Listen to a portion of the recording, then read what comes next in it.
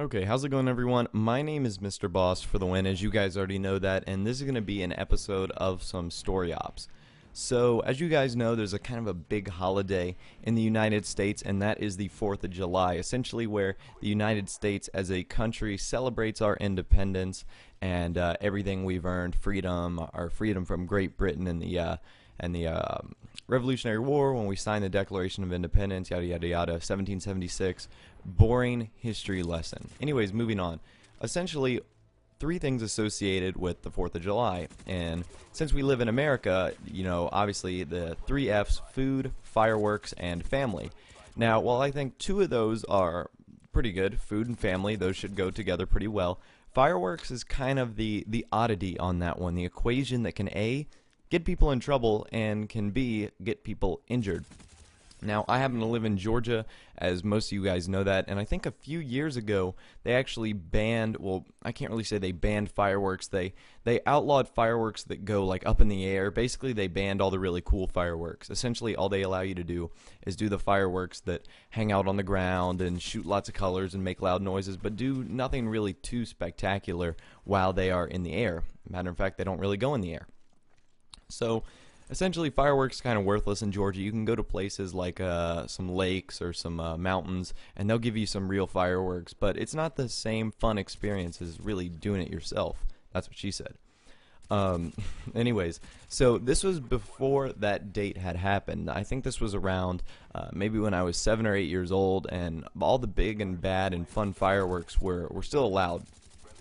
And so we were actually hanging out at my cousin's house, and you know, they had gone to Alabama the day before and gotten some really good fireworks, because even though the fireworks weren't banned yet, you could still get better fireworks in places like Alabama or South Carolina or places like that. And so he had gotten some really nice fireworks, spent a lot of money on the really cool ones, because our entire family was getting together. It was a pretty big get-together. And so the night was starting off, the fireworks were going well. Essentially, we were just kind of hanging out, not doing too much, and we had these fireworks called Roman candles. If you don't know what Roman candles are, it's essentially like one round shots that you shoot up in the air kind of by shaking the Roman candle. It's like boom, boom, boom, and it, you know, the candles kind of just take off. It's almost like a miniature mortar strike, except it doesn't land and cause shrapnel to go everywhere. And one of those mortars landed on the neighbor's new car. And we didn't think anything of it at the time because we didn't really hear a noise. And then all of a sudden, boom, just like it blew up in the back of his tailgate of his truck.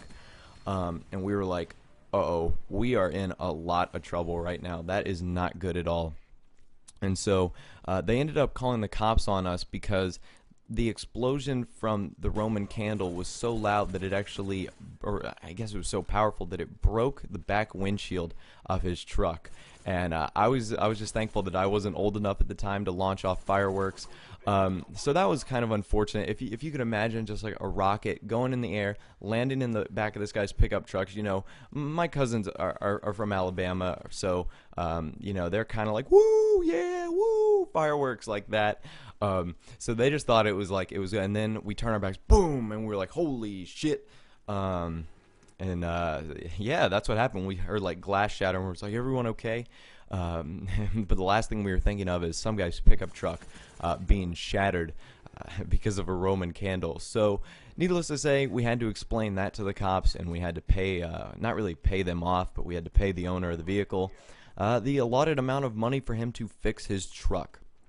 So again, I wanted to tell that story ops not only because I thought it was kind of funny, but because it was a 4th of July moment. I'm not posting this video on the 4th of July, but on July 5th, because I feel like today you should spend time with your family, not watch YouTube videos, and really just hang out and have a lot of fun. But anyways, guys, like I said, enjoy the rest of your day. Leave a comment down below on what your favorite or funny 4th of July moment is. I'm going to be reading all of them, and I might be responding to some of them. Other than that, have a nice day. I will talk to you guys in the next video. Remember to like if you enjoyed, and I will see you later.